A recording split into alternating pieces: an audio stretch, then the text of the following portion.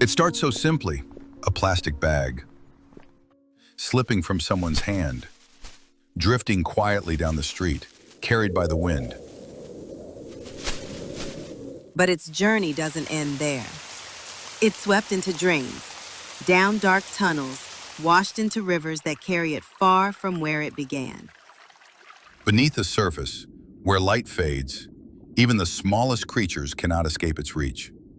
A curious fish approaches, then darts away as the bag clings to reeds like a silent trap. Seasons change, the plastic breaks down, but it never truly disappears. It lingers, hidden, scattered in the very waters we depend on. And yet, awareness begins with small hands.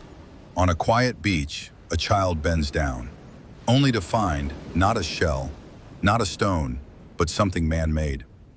They look up, confused, until a kind hand offers them a different path, a cloth bag carried with care, filled with choice.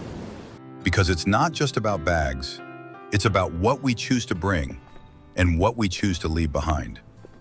Totes instead of plastic, metal bottles in place of waste, glass jars, paper wraps, gentle intention.